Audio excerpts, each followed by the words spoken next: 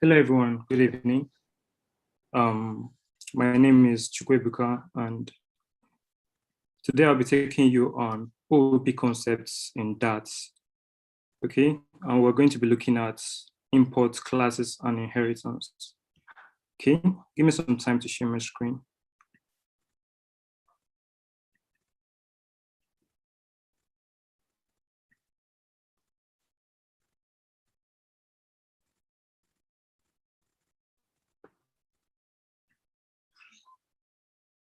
Okay, so as I said earlier, we'll be looking at OOP concepts, we'll be looking at imports, we'll be looking at classes, and we'll be looking at inheritance too. So before we go into what we have for today, I believe you must have gone through our previous classes. You should have gone through the class on flow control and that of functions. If you haven't done that, I would advise you to take a step back and get familiar with those topics before continuing with us. Okay, so OOP concepts.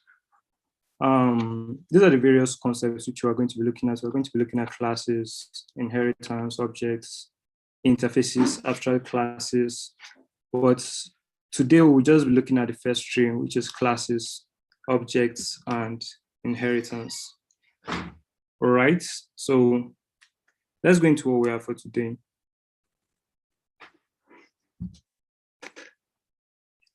Object-oriented programming. What exactly is object-oriented programming?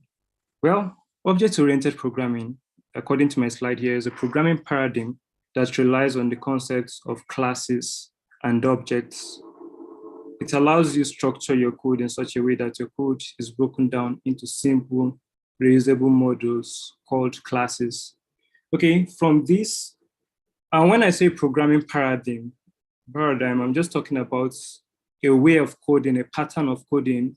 Here you try to structure your code in such a way that you divide your code into blocks called classes.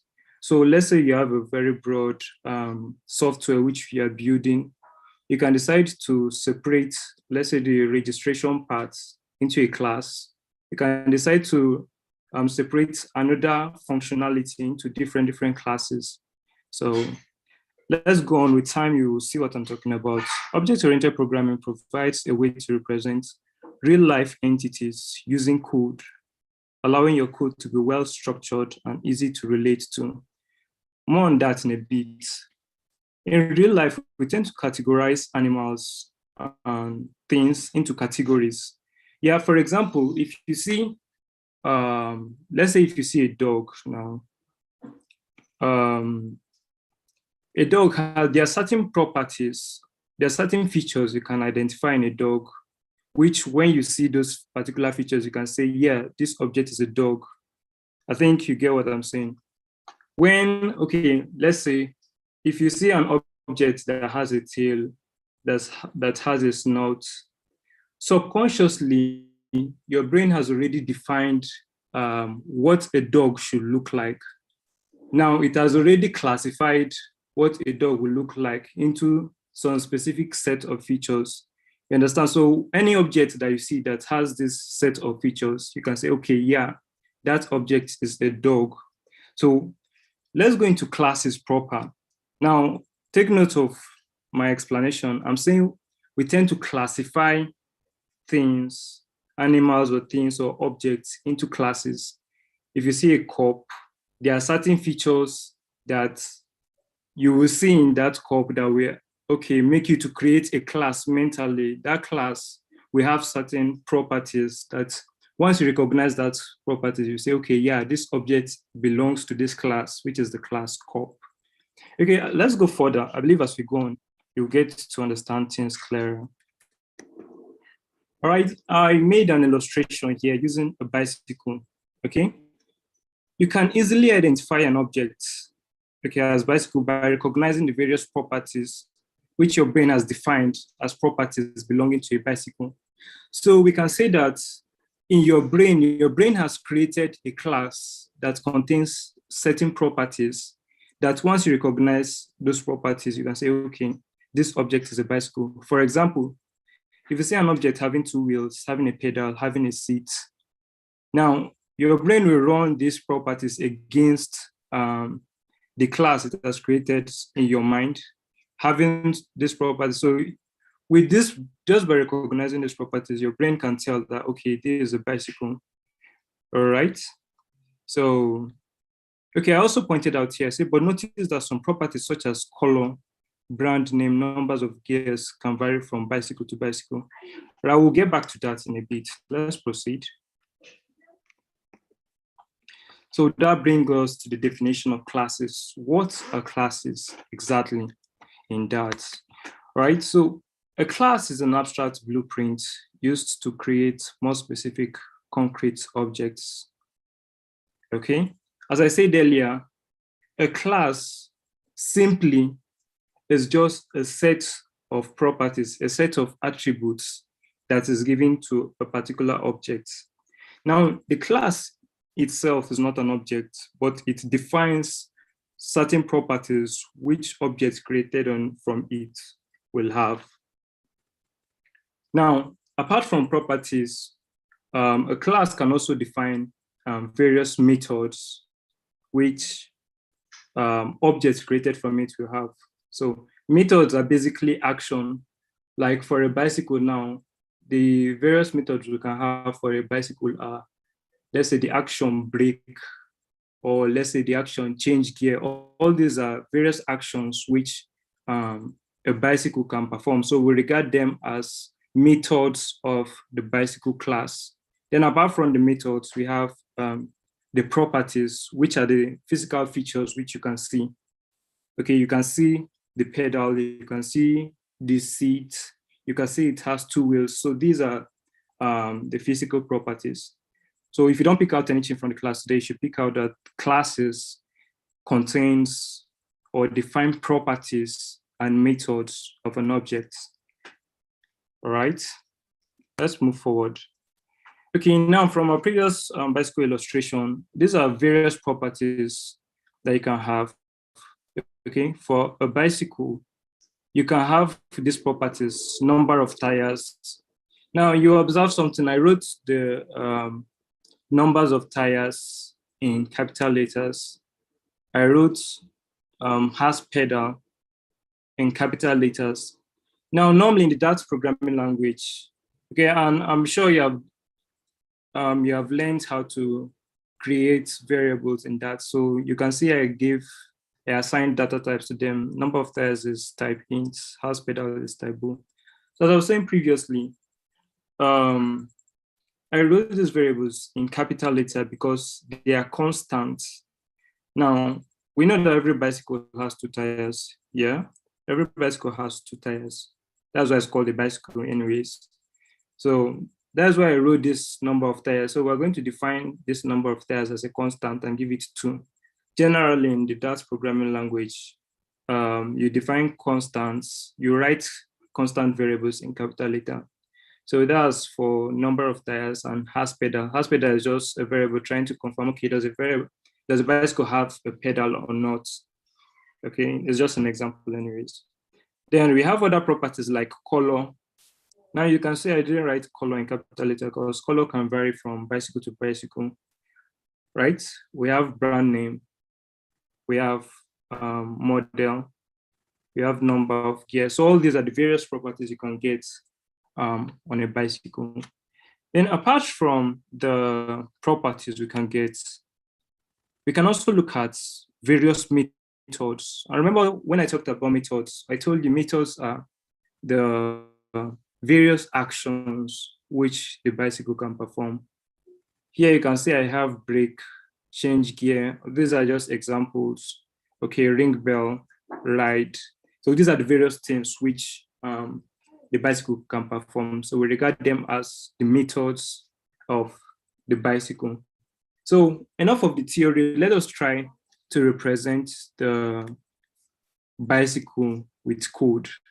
So let me move over to that part now so we can begin to code. All right, so I'm on that part now. And let's proceed to create a bicycle class. We'll be making use of these features, these properties and methods to create the bicycle class. So this way you can see the way we can create objects from a class. So let's get started. So the way we create a class in that is by using the class keyword. So we'll have class bicycle, and we have our curly braces. Observe that this new class I created, it wasn't inside the main function. The class isn't supposed to be inside a function, it's supposed to stand on its own. So let's get started. We have the bicycle class, we have created the bicycle class. So let's define the properties of the bicycle class. And we'll also define the methods for the bicycle class. All right, so what are those properties we have? Let's look at them. We have number of tires, we have has pedal. Let me start int number of pedals. Is it number of pedals? Number of wheels, sorry. Number of wheels equals to 2. Okay, then bool has pedal, which is always equals to true.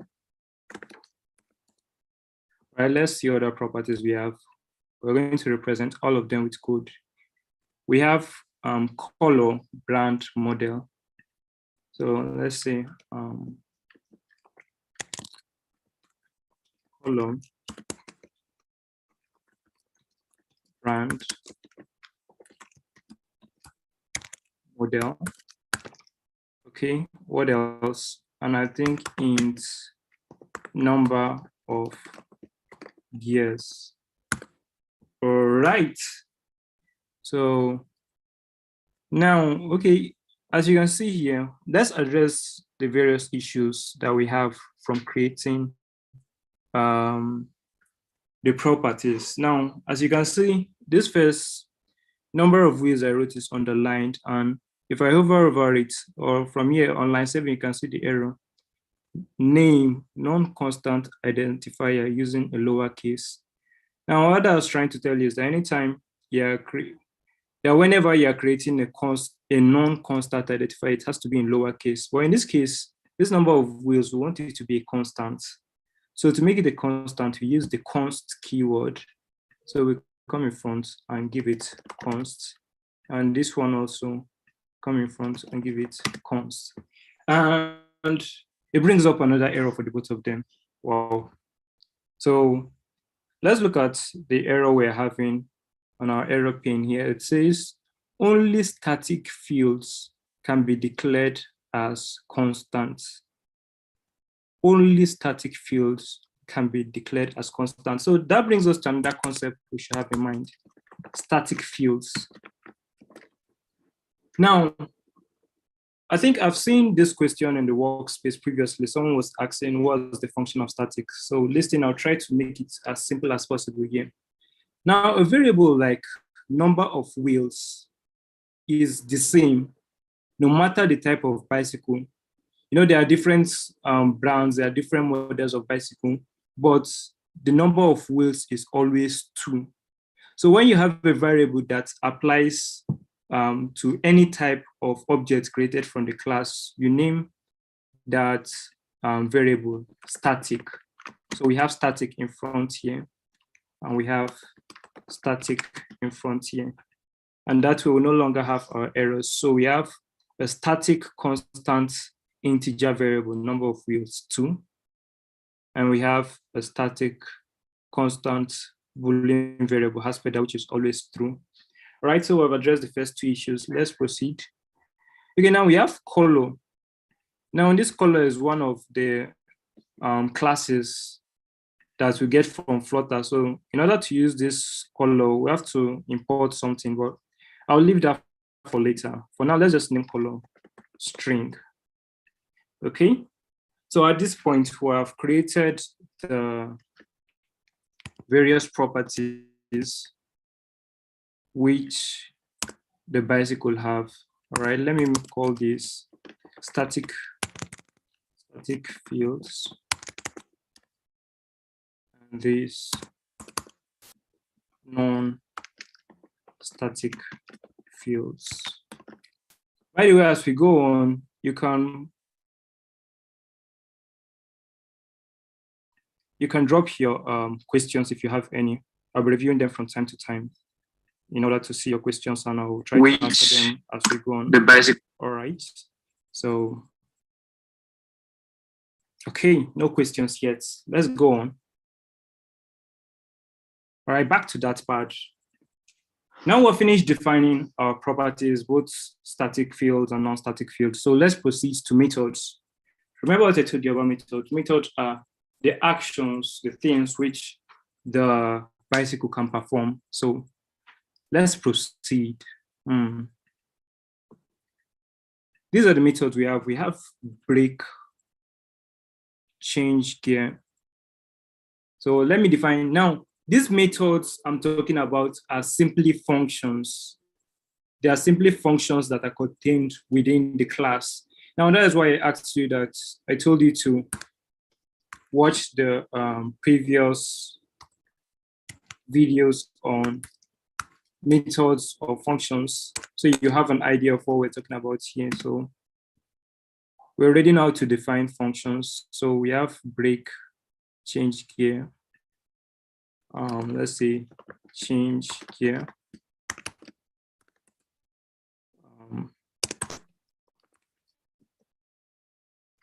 Let's just put right finally. Okay, let's just work with this string for now. So for brake, we can just do something simple. Let's have brake will say brake bicycle. Okay. Okay, let's do something a bit complex in gear. All right. We have changed gear. When you're trying to change gear, you have to tell the bicycle what gear you want to change to. So we can allow change gear to collect an integer of new gear. Okay, integer new gear. Then we can also create a field in bicycle that will contain our current gear. So int and okay, current gear. Now I don't want current gear to be accessed from. I don't want current gear to be accessed. That's why I put an underscore in front. Underscore means that it's a private field. Okay, when I talk about fields, I'm also talking about variables or properties. Don't get confused. So let's go on. We have int current gear. So this is, okay, let's give it a default value of 1. Okay. Then we want so that whenever the user provides a new gear integer, we can have change this dot current gear to new gear. Then we can print gear changed to, let's say, new gear. Okay. I believe there are no confusions at this point. So these are the various functions. These are the various methods which the bicycle class can perform. Okay, let me just define one more. Print ride started. Okay, so are there questions from what we have learned so far? Let's see.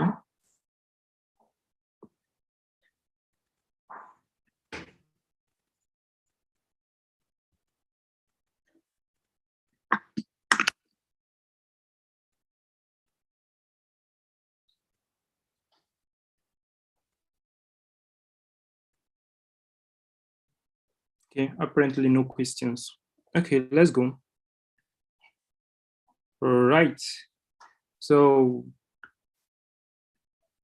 now that we have finished defining our bicycle class, we can proceed to create a bicycle object from this class. Do remember that the class itself is not actually an object, but it just contains properties and methods that defines what a bicycle should look like. Okay, so we can have something like bicycle. Okay, I'm trying to create a new bicycle now. So let's say new bicycle. Then I can have bicycle. Let's call this bicycle BMX. And look at what I'm doing. I'm trying to define it just the way I would define an integer or a Boolean value or a string. So that's the same way you create objects from classes. So we can have bicycle is equals to bicycle. If you're from a Java background, you have to type new bicycle.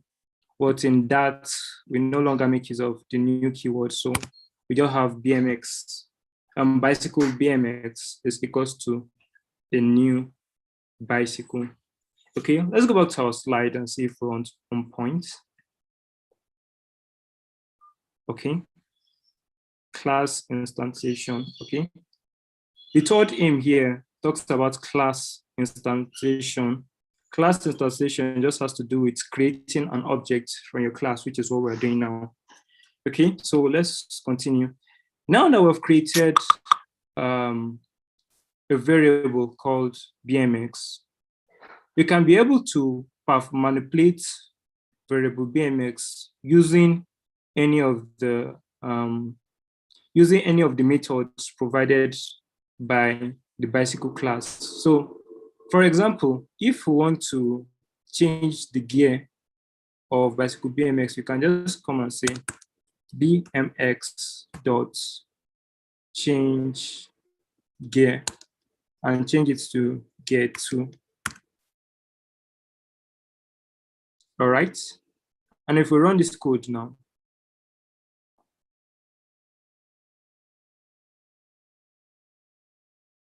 okay, what happens?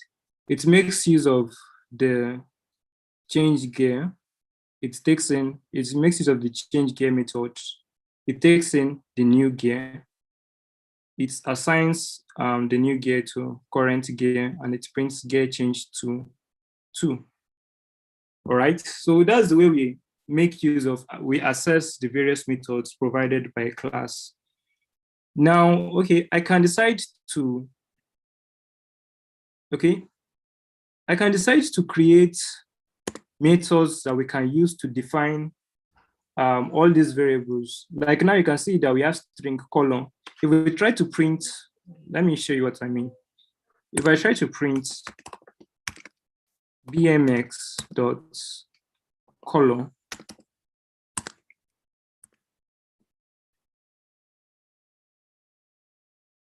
it says BMX dot color is null. Let me run it again.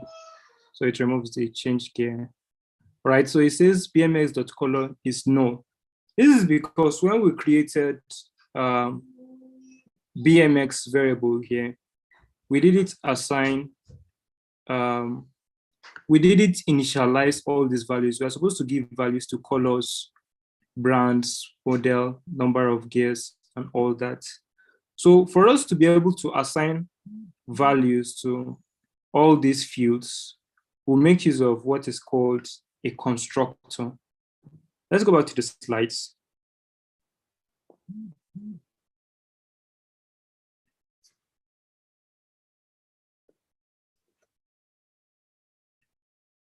All right, we're back to our slide. Constructors. What are constructors? A constructor is a special function of the class that is responsible for instantializing a class. Whenever I say instantializing a class, I mean creating an object from a class, and most times used for initializing the variables of the class. Take note of this. Most time used for initializing the variables of the class. When I say initialize the variable, I just mean assigning values to those variables. All right, in that, a constructor is named with exactly the same name as that of the class. So making use of this information now, we'll create a constructor for the bicycle class. Now, the constructor you're going to create is going to be inside the bicycle class definition itself. So let's come down here and say, call this constructor. All right. Is anyone lost?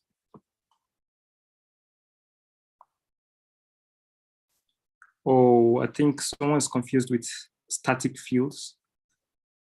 I just go through the comments and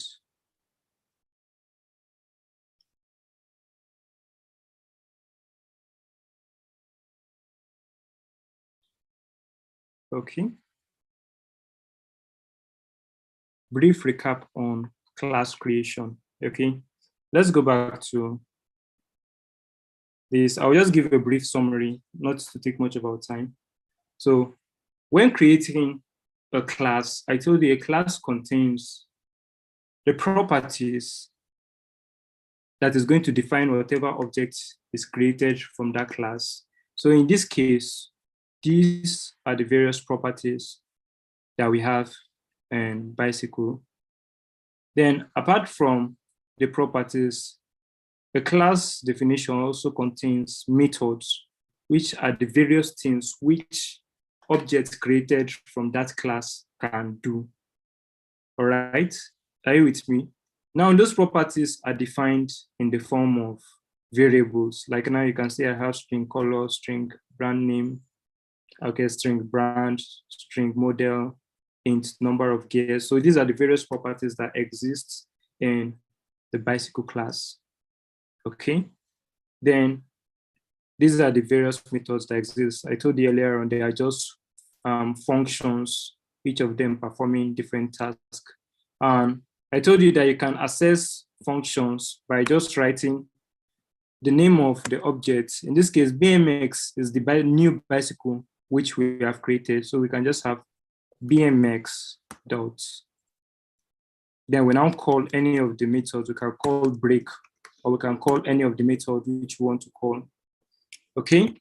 Then the second question, someone asked a recap on static fields. Now, try to understand it literally. Don't try to look at it as something complex, or if I don't look at it as code. That's why we're talking about object-oriented programming here. It's something that you can relate to. Now, the example I use is that we have different types of bicycles, bicycles of different colors, bicycles of different brand names, bicycles of different model. There are a lot of differences in bicycles. But now for all the bicycles, no matter how different they are, as far as it is a bicycle, it is going to have 2 wheels, okay? And it is also going to have a pedal. So that's why I set the number of wheels here to 2 and set has pedal to 2. Now, why I made it static is because these 2 properties are constants for every single bicycle that you are going to meet or you are going to see. You understand? So it doesn't, something like color, a bicycle might have red as its color, another one have blue. So all these ones can change. So all these ones that do change, we call them non-static fields. But these ones that remain constants, no matter the type of bicycle, these ones that remain constant are static fields. So for example, okay, I think it's better saying with an example. If I come and create a new bicycle Trek, okay, I think there's a brand called Trek. Now let's say bicycle. Now I've created 2 bicycles. Now if I print BMX dot number of wheels, can I do that? Okay.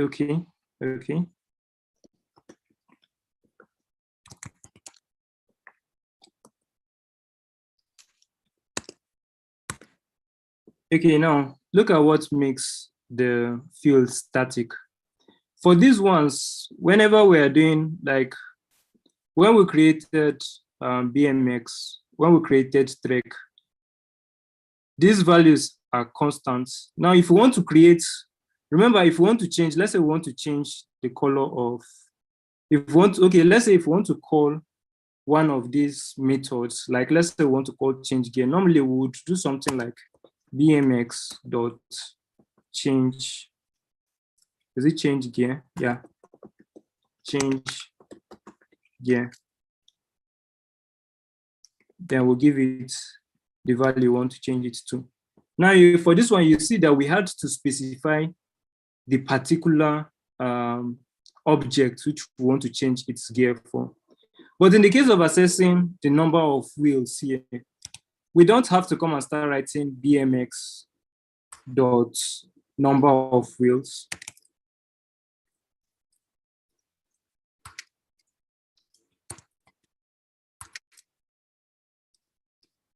We don't have to write it this way. We can just write bicycle dot number of wheels, since this number of wheels is constant for all bicycles.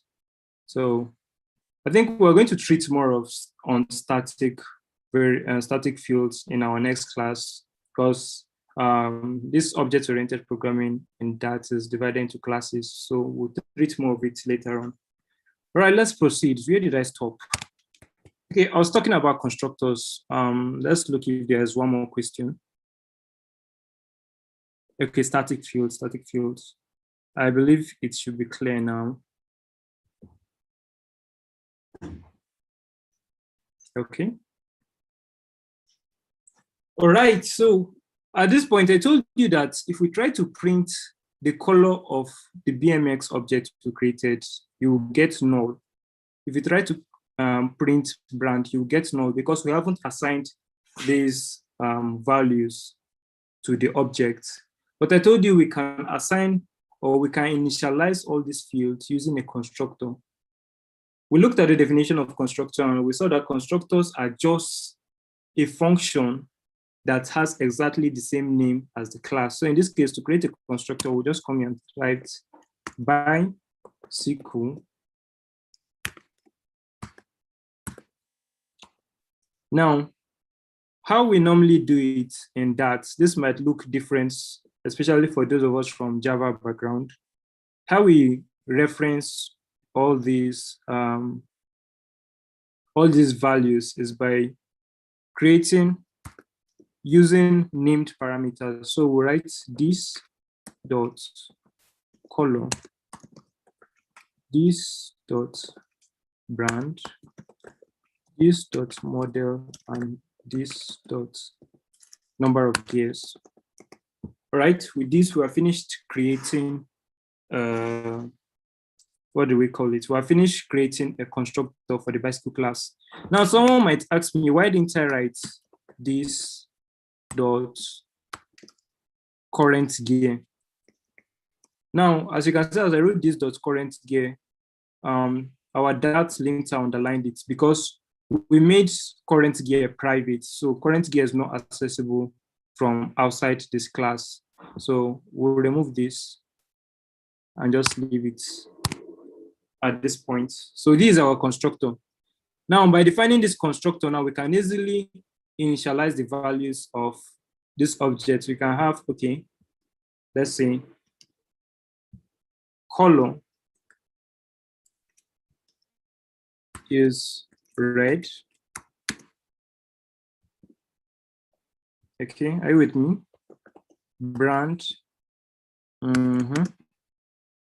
Brand is BMX. Let me put the BMX in caps. Okay, what else? Model. You can make model. Let's just give it something crazy. You know, all these companies like giving crazy names. So X560002. Nice. All right, then we can see number of gears.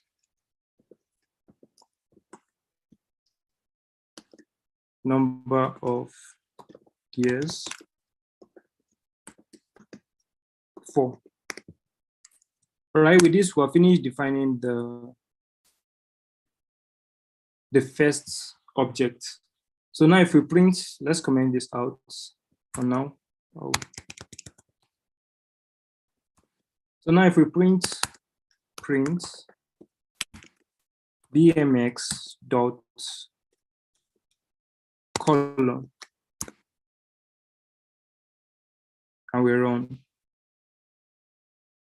you can see that it gives us an output of red, telling us that the color of the bicycle is red.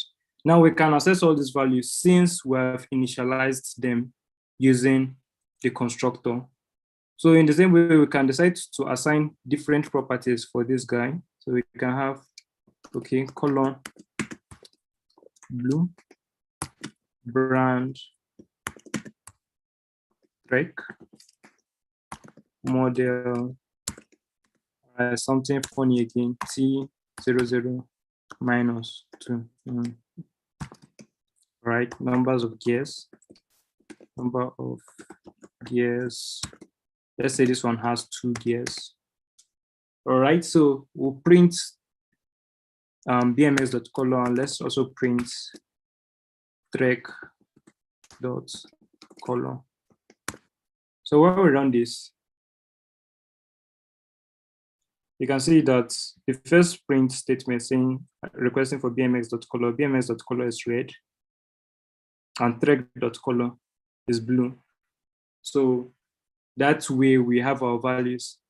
Now, as you can see, we have written our code clearly in such a way that it's very easy to understand.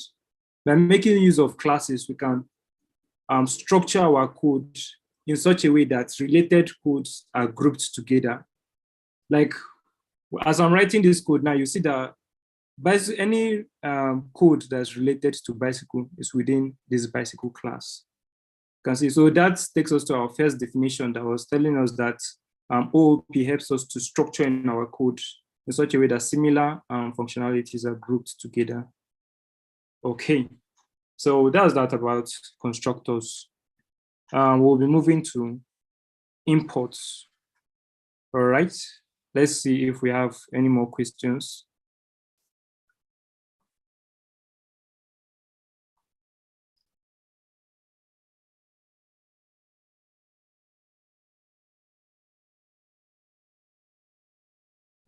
Okay. Let's go back to imports. Now, why imports is important in our code is that from time to time, when we create classes like this, we don't want our class, which is performing a totally different code, to be in the same file with other codes. Like, let's say if we have 3 classes here, let's say we have class bicycle, class car, and class one other thing. I would maybe come down here and write class car, and let's say class sheep. Now let's say car contains its own code here, and sheep also contains its own code. Now you see that this file will quickly get crowded because there are a lot of things. So imports actually provides us with a way to separate our code, our classes, for example, into different files, and import whatever class we need into the file we need it in. All right. So my definition says import is a process which allows you access classes and methods that are not in the current that file being used. Now, different type of files can be imported. You can import a file you created yourself. You can import a package. There are a lot of packages which you can use in your code in Flutter development. So you can decide to import a package. Then you can also import that libraries. That libraries provide you with additional functionalities to the DAT language. For example, if you want to let's say if you want to write an asynchronous code, you might need to import a DAT library called DAT async to perform that.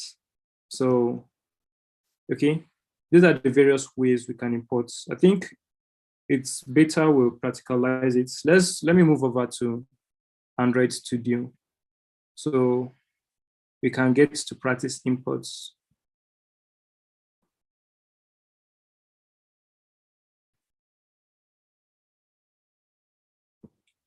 Okay, I created a new file here, a very basic Flutter program. Okay, let me quickly start up my emulator.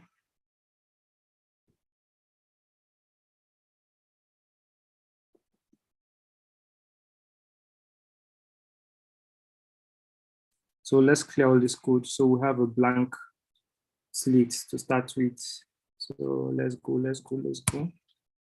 All right, then we also remove run app. We don't want to run any app here. Okay, let's get started.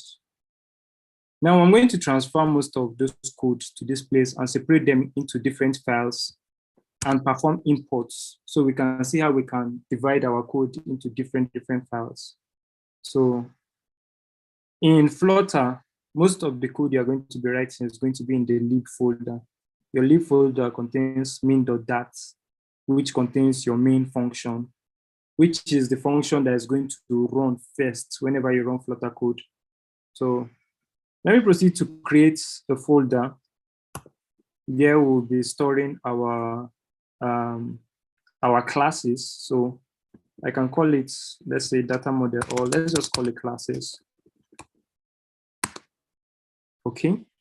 Now let's create a new dat file.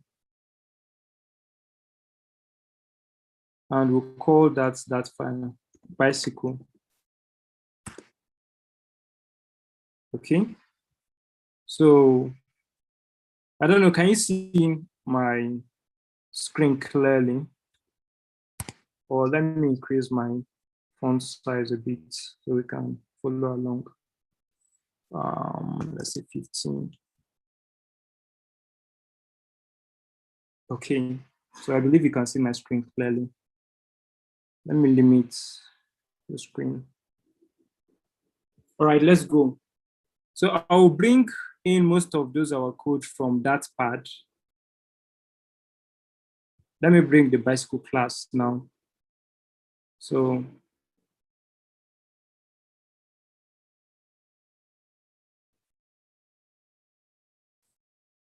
all right, this is our bicycle class. I've pasted it in here. And let me paste the code that is in the main function also.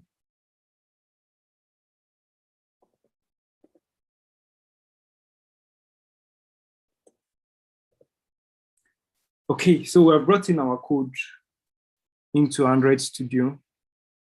And now, okay, let's divide. Let's put the class bicycle in its own file. So I'll cut this.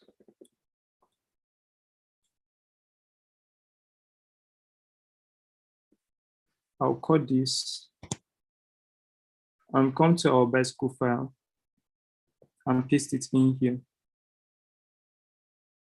All right, now as we have pushed our bicycle code into the bicycle.dat, you can see that dat begins to underline all these bicycles that we have here because it cannot find the file. So we have to help dat find the file. So to do that, we have to import that file that we need.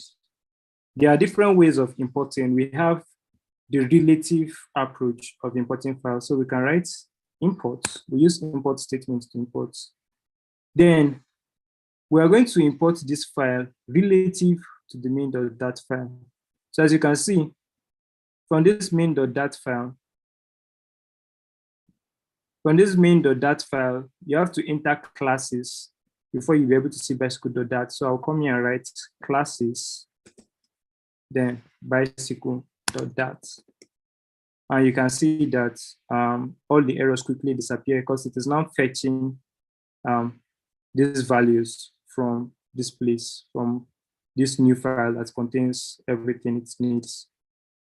Okay. So this approach is the approach of using relative imports.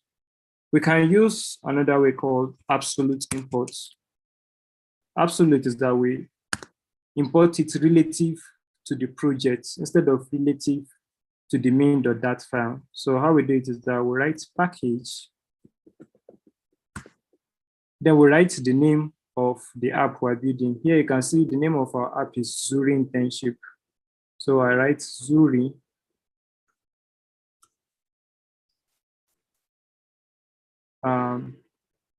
internship, then slash bicycle.dat.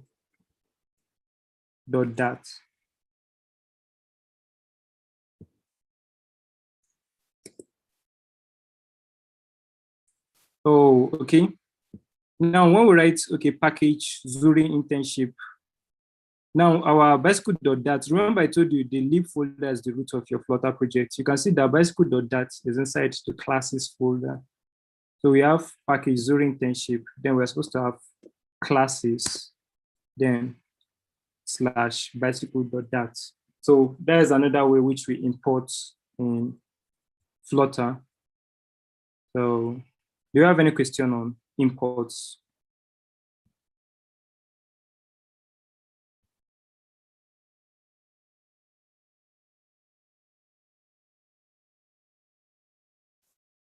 Okay, I do not understand the change gear method. Okay, we'll do a brief recap on that. Or whatever we're doing, we'll do it in Android Studio. Let me quickly run this code. Okay. So my computer is a bit slow. You have to bear with me. Okay, so someone said he didn't understand the change gear method that exists in the bicycle class. Now, what you should understand is that each of these methods can be called from any objects created from the bicycle class. You get. Now, I created this change gear method so that you'll be able to use it to change this value, current gear, that exists inside the bicycle class. Okay, I think to make this less confusing, let me stop this from being a private variable. Then if we stop this from being a private variable, we have to add it to our constructor. So we have this dot current gear to allow the user enter a gear. Then let's remove this. Okay, let's even remove this print statement.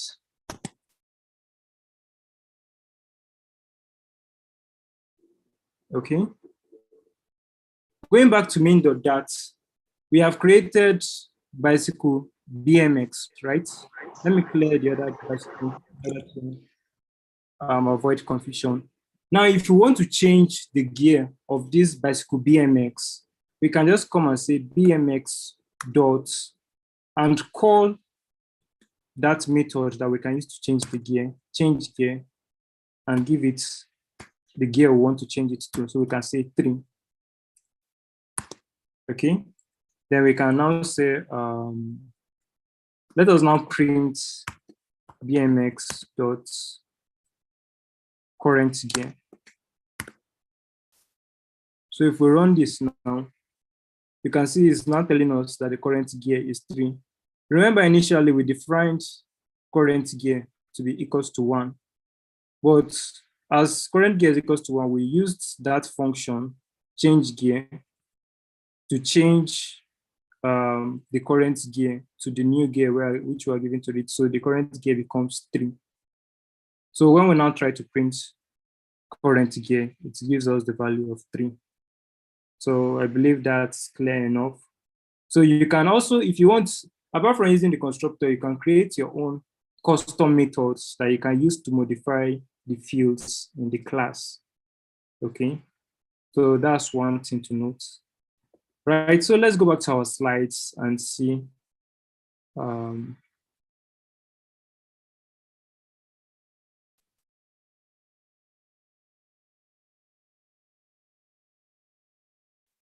Okay, let me take you back to the slides. All right, so I've looked at absolute imports, where you import relative to the project name. As you can see here, we have package example app. Example app is the name of the application which we are building. Then it is in folder data model bicycle. In our code, I changed data model to classes, so don't get confused there. Then we can also import packages. I will leave this for a later date. When we start doing Flutter fully, you get to understand packages. Then for that libraries, okay, I think I should leave that for a later date too, so we can treat them in full. So next, I think this is the last concept which we are going to look at today, inheritance. Then we'll just touch on it in a bit. Then in our next class, we will learn more about it. Now, what is inheritance? That inheritance is defined as the process of deriving the properties and characteristics of another class. Okay? The process of deriving the properties and characteristics of another class. It provides the ability to create a new class from an existing class. All right? The new class will therefore possess all the properties and methods of the parent class. I believe you will all understand what it means now. We know what properties and methods are. So what they're just trying to say here is that if we can create a class A and a class B, and class B will inherit the properties and the methods of class A. You get me? I think it's easier to show this in codes. Okay, then we have our parent class, which is the class that has all the properties and methods. Then the child class, which is the one that is inheriting. I think we have to go back to, okay, I think let's use that code so we don't get confused with the switching of files and all that. So let's go back to that part. Okay, this place is looking a bit crowded. Let's clean some things up. Okay, let's comment this out until when next we'll need it. Okay, now we created a bicycle, right? Yeah. Now, this bicycle can extend another parent class. Now, for example, we can have bicycle. Okay, we can have another class called vehicle. Now, a bicycle can be regarded as a type of vehicle. So our bicycle class can inherit some properties from class vehicle. So let me define some variables in the vehicle class so we can see some things it can inherit. Okay.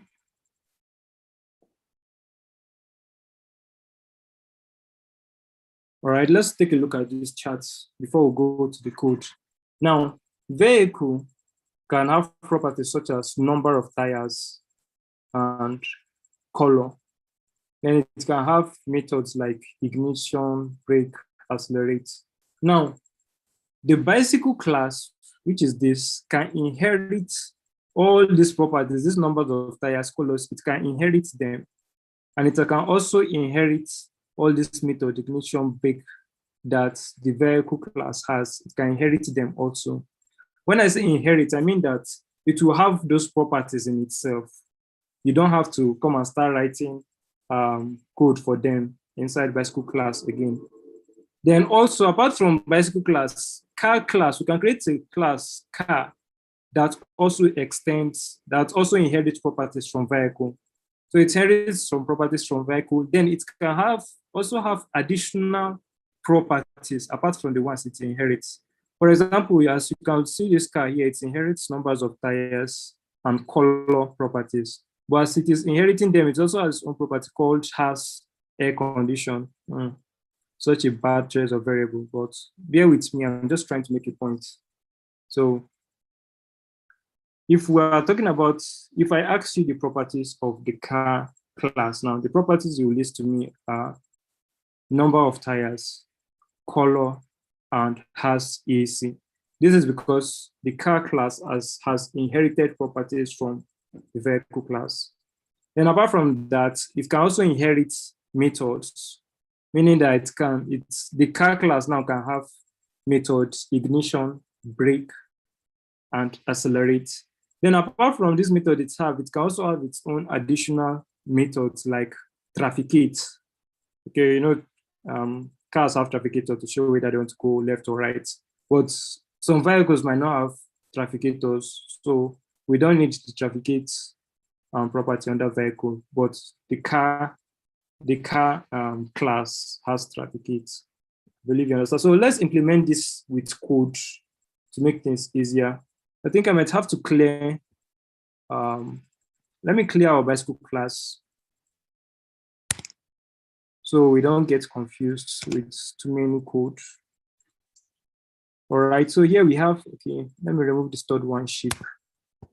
Now we have three classes: vehicle, bicycle, and car. Okay.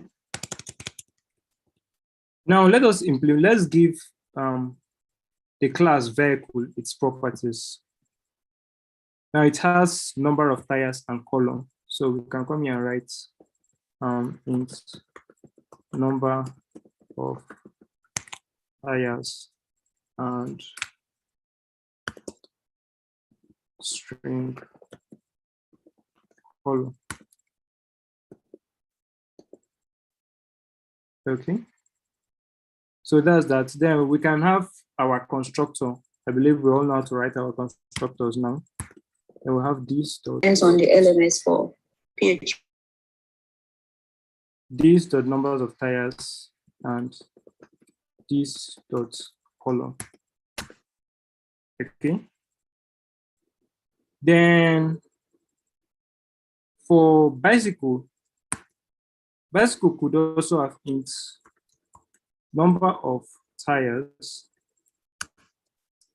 string color. Now it can also have an additional property. Let's call it string model. This is just an example. They will also have its own constructor, bicycle. These dots, number of tires, yeah. These dots, color, and these dots, model. Okay, then finally, let's create for car. Int number of tires.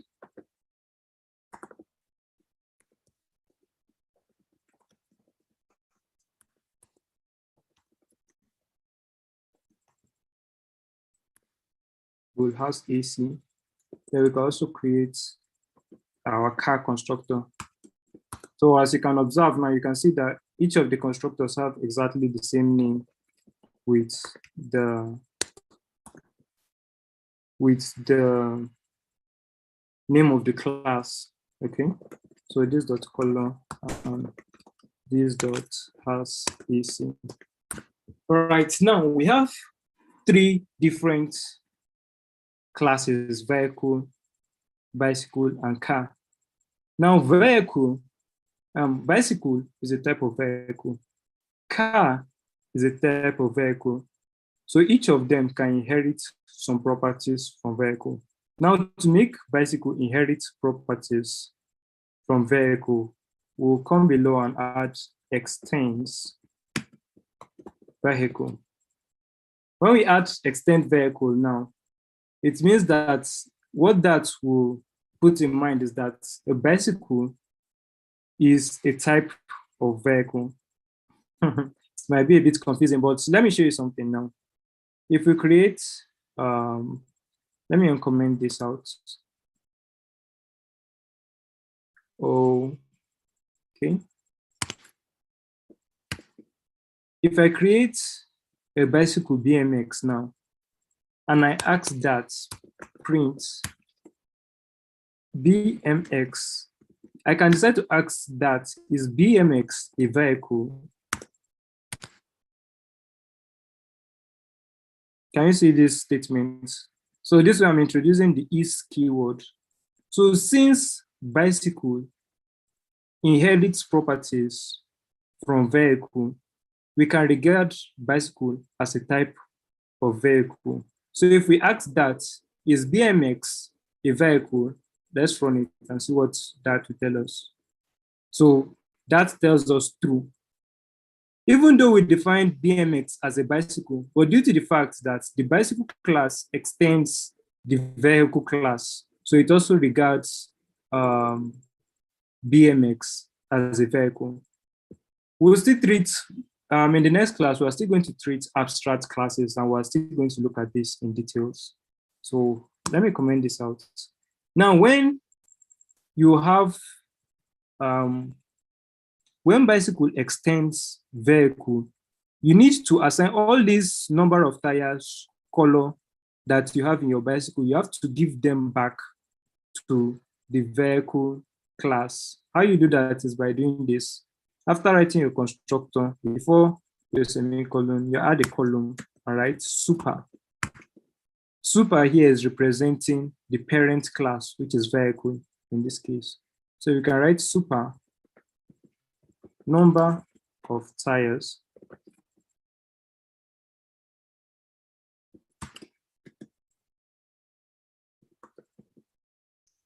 number of tires and color.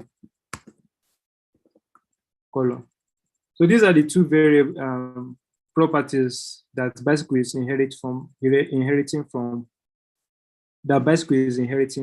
vehicle. So we are going to pass all these values back to vehicle by using the super keyword. So you just write super, then you assign number of tires, which is this number of tires. We use this number of tires here.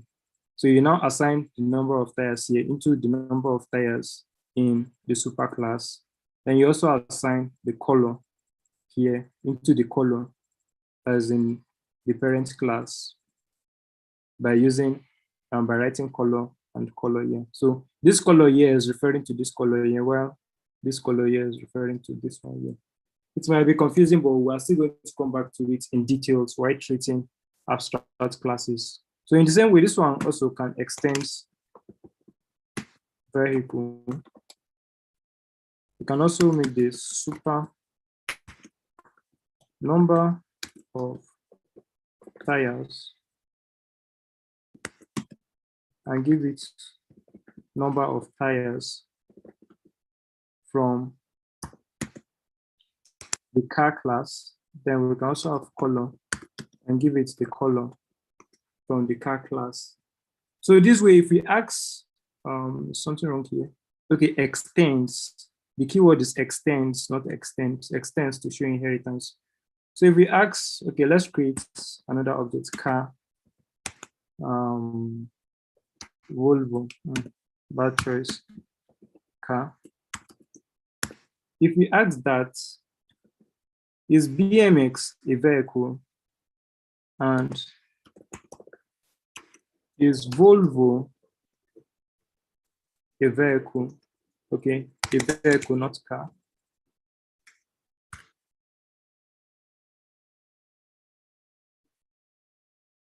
In both cases, we can see through BMX is a vehicle, Volvo is a vehicle.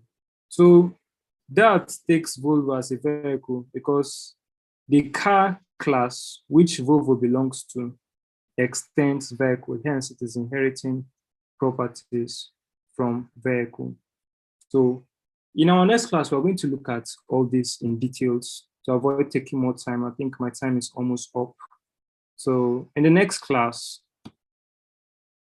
we're going to be looking at mixins. We're going to be looking at abstract classes. While treating abstract classes, we'll take our time to look at inheritance proper. Then we'll also be looking at interfaces.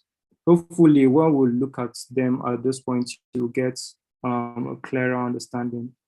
So before we go, let's see if we can take a few more questions before we leave.